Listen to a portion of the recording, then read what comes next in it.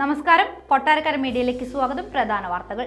കേരളത്തിൽ വൈദ്യുതി ഉപഭോഗം സർവകാല റെക്കോർഡിൽ, കരുതലോടെ ഉപയോഗിക്കാൻ KSEB. SBIക്ക് നൽകിയ സമയപരിധി ഇന്ന് അവസാനിക്കും. വിവരങ്ങൾ നൽകണം. നടപടി ഇലക്ട്രൽ ബോണ്ട് കേസിൽ. മാസപ്പടി അന്വേഷണത്തിൽ ഒന്നും ഒളിച്ചുവെക്കരുത്. KSIDCയോട് ഹൈക്കോടതി. SFIO അന്വേഷണം തുടരാം. സിദ്ധാർത്ഥന്റെ മരണം, 6 പ്രതികളെ പോലീസ് കസ്റ്റഡിയിൽ വിട്ടു. വാർത്തകൾ വിശദമായി. സംസ്ഥാനത്ത് വൈദ്യുതിയുടെ ഉപഭോഗം സർവകാല റെക്കോർഡിൽ. ഇന്നലത്തെ മൊത്തം ഉപഭോഗം 100 ദശലക്ഷം യൂണിറ്റ് കടന്നിരിക്കുകയാണ്. ഈ സാഹചര്യത്തിൽ വൈദ്യുതി കരുതലോടെ ഉപയോഗിക്കാൻ നിർദ്ദേശിക്കുകയാണ് KSEB. ഇന്നലത്തെ പീക്ക് സമയത്ത് ആവശ്യമായി വന്നത് 5031 മെഗാവാട്ട് വൈദ്യുതിയാണ്. കഴിഞ്ഞ വർഷം ഏപ്രിൽ 18 രേഖപ്പെടുത്തിയ 5024 മെഗാവാട്ടാണ് ഇതോടെ മറികടന്നിരിക്കുന്നത്. ആകെ ഇന്നലെ 100.1602 ദശലക്ഷം യൂണിറ്റ് വൈദ്യുതിയാണ് ഉപയോഗിക്കപ്പെട്ടിരിക്കുന്നത്. ഇങ്ങനെ പോയാൽ സംസ്ഥാനം വൈദ്യുത ക്ഷാമത്തിലേക്ക് പോകുന്നതിനും വൈദ്യുതി കടമെടുക്കുന്നതിനുമായി ബന്ധപ്പെട്ട് പ്രതിസന്ധികളിലേക്ക് എത്തിപ്പെടുമെന്നതിനെല്ലാം കാരണമാകാം. അതിനാൽ തന്നെ വൈദ്യുതി ഉപഭോഗം നിയന്ത്രണ വിധേയമാക്കണമെന്ന് ആവശ്യപ്പെടുകയാണ് KSEB. സംസ്ഥാനത്ത് ഉയർന്ന ചൂട് അനുഭവപ്പെട്ടതോടെ AC ഉപഭോഗം കൂടുന്നതാണ് വൈദ്യുതിക്ക് ഇത്രമാത്രം ചിലവുണ്ടാകാൻ പ്രധാനമായും കാരണമാകുന്നതെന്നാണ് സൂചന. ഇലക്ട്രൽ ബോണ്ട് കേസിൽ വിശദാംശങ്ങൾ സമർപ്പിക്കാൻ SBIക്ക് സുപ്രീം കോടതി നൽകിയ സമയപരിധി ഇന്ന് വൈകുന്നേരം അവസാനിക്കും. സമയപരിധി നീട്ടണമെന്ന് ആവശ്യപ്പെട്ട് ബാങ്ക് നൽകിയ അപേക്ഷ സുപ്രീം കോടതി ഭരണഘടനാ ബെഞ്ച് ഇന്നലെ തള്ളിക്കൊണ്ടാണ് രേഖകൾ സമർപ്പിക്കാൻ കർശന നിർദ്ദേശം നൽകിയത്. ആരൊക്കെ ബോണ്ടുകൾ വാങ്ങിയെന്നുള്ള വിവരങ്ങൾ, ഓരോ പാർട്ടിക്കും കിട്ടിയ ബോണ്ടുകളുടെ വിശദാംശങ്ങളും ഇന്ന് കൈമാറണം.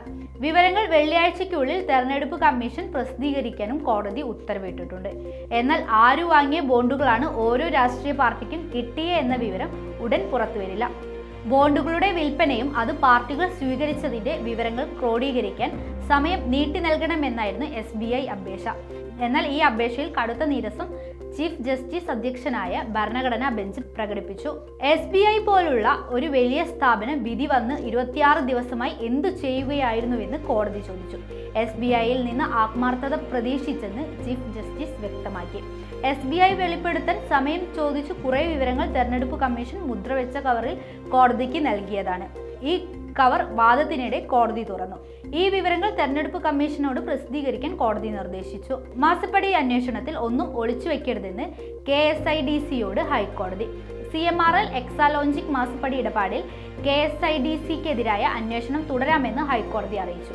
SFIO അന്വേഷണം ചോദ്യം ചെയ്തുള്ള KSIDC നൽകിയ ഹർജിയിലാണ് ജസ്റ്റിസ് ദേവരാമചന്ദ്രന്റെ നിർദ്ദേശം. അന്വേഷണത്തിൽ നിന്ന് KSIDCക്ക് മാറി നിൽക്കാനാകില്ലെന്ന് SFIO കോടതിയിൽ പറഞ്ഞു. ഇടപാടിൽ പങ്കില്ലെന്ന് പറഞ്ഞ് മാറി നിൽക്കാൻ KSIDCക്ക് ആവില്ല.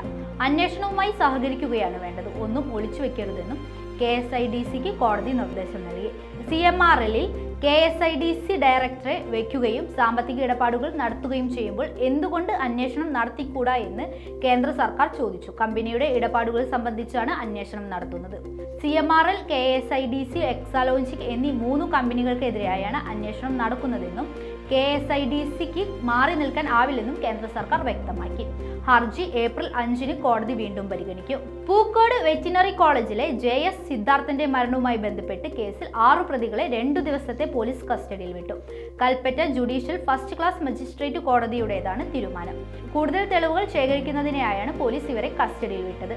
സിൻജോ ജോൺസൺ, അമീൻ അക്ബർ അലി, സൗദ് ആദിത്യൻ, കാശിനാഥൻ, ഡാനിഷ് എന്നിവരെയാണ് പോലീസ് കസ്റ്റഡിയിൽ വിട്ടത്.